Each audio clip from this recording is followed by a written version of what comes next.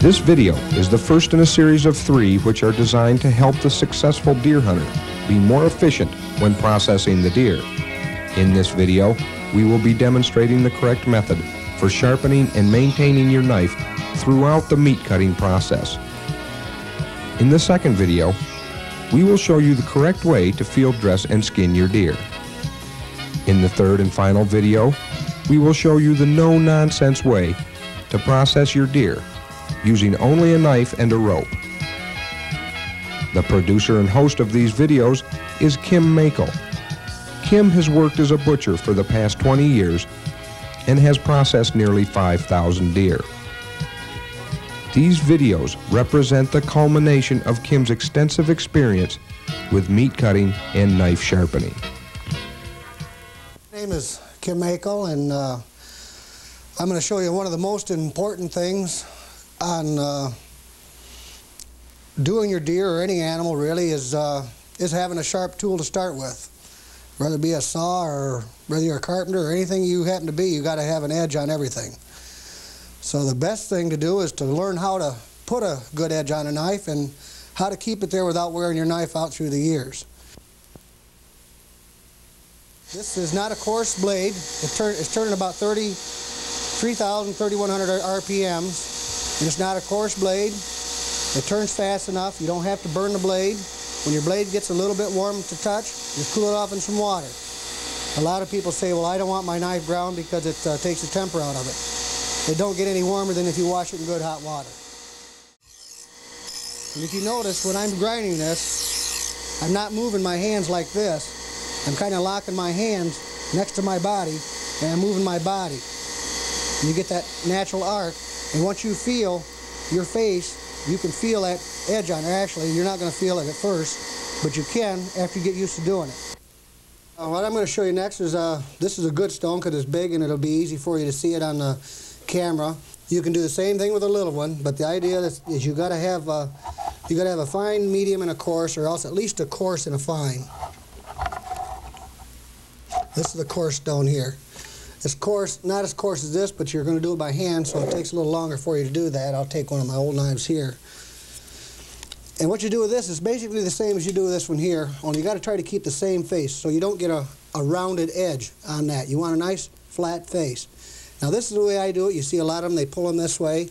Whichever way you like to do it is the best way to do it. The reason why I like it this way is because I can control the face better for me than pulling it this way, because you can put more pressure on it than you can pulling it away. So basically what you do is you start out with your point.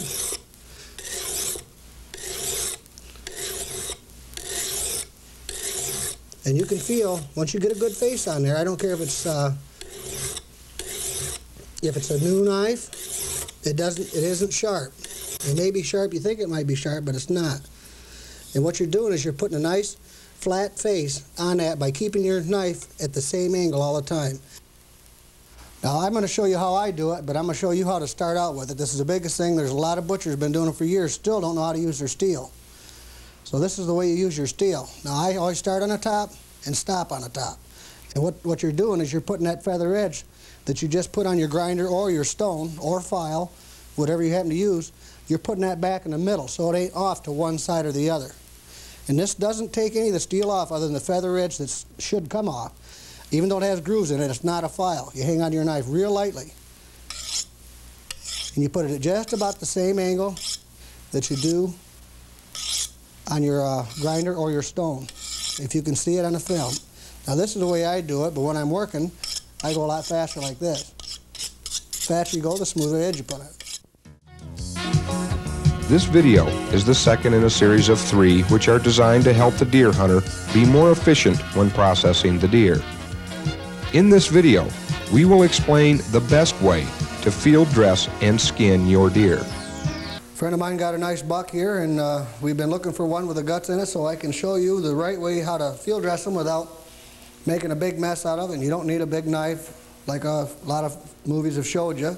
A jackknife is fine for field dressing. Now you can see that pretty good, Dan, that red meat? Okay, you can see the red meat. As long as you can see that red meat, you know you haven't got to the stomach lining yet. So you be real careful on cutting that. Now you see you got rid of the red meat. Now you're getting close to the final lining that the deer, you're getting right into where his stomach is going to be. Well, here we are with our deer that we got opening morning. He's been hanging for 5 days, and if anybody that hunted in Michigan this year knows that the first 4 or 5 days was pretty warm weather. Reason why we put his feet behind his head, we told you that on the first part of the tape. But you got a nice deer here, and this one's going to be skinned to mount. You're going to want a nice shoulder mount on it so you don't ever cut anything in here at all. You do that after you get him up, you turn him around, cut the backside, and I'll show you that later on. And I'm going to finish using my jackknife on there, on this deer, just to show you that you don't have to have a great big butcher knife. This is 2.5 inch blade maybe, to do your deer, to skin him or whatever.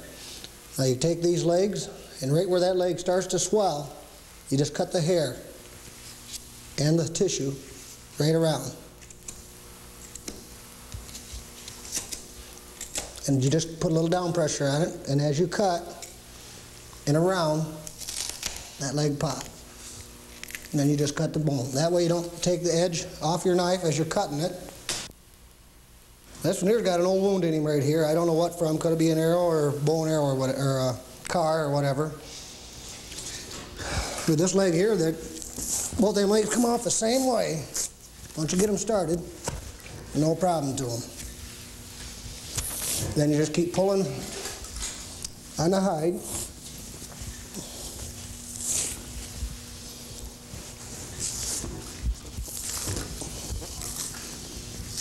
Use your fist a lot of times, it helps. Now, he being a buck, he's going to come off really hard. If you got another friend sometimes, that helps a little bit. One guy pull one side and one on the other. Okay, well, this is what your deer looks like when you get him skinned. A nice, clean piece of meat, and everything looks good and clean on him. And if you want to learn how to cut him up the right way, you just buy another tape and I'll show you. This is the third and final tape in a series of 3, which will describe how to field dress and process your own deer.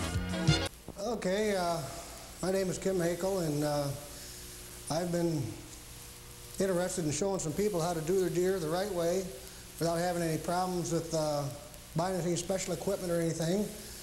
And this deer here is the same deer that I'd done in my other video, field dressing and skinning your deer. And I'm going to show you how to cut this up. And this is what you start with, and this is pretty much what you end up with right here. And you can see that gristle right there. You know you're high enough. Just trim it like that.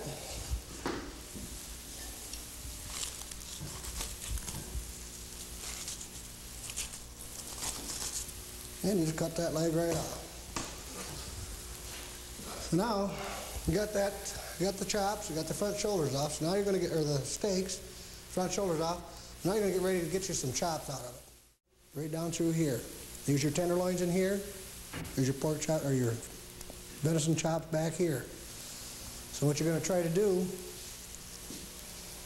you take that, find that bone, you go on this side of it,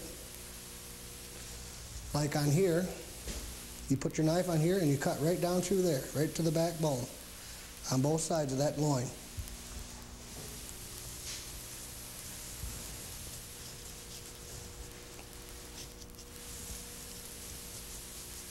And you can feel the bones as you go.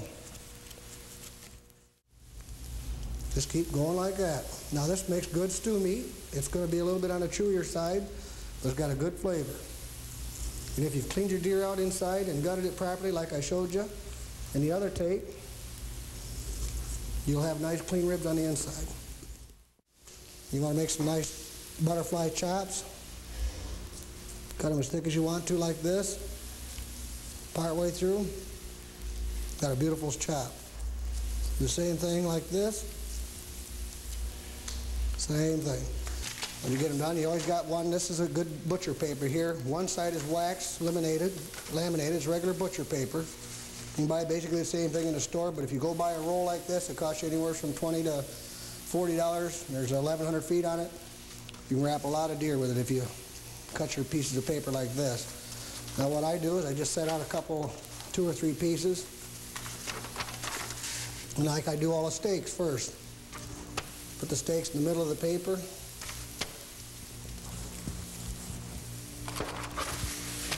And that's why I carry my rag. Keep the blood off your hands, so when you're wrapping it, you don't have a bunch of smeared paper. I'll move this paper over here and a tape machine. And what you do, bring it together like this.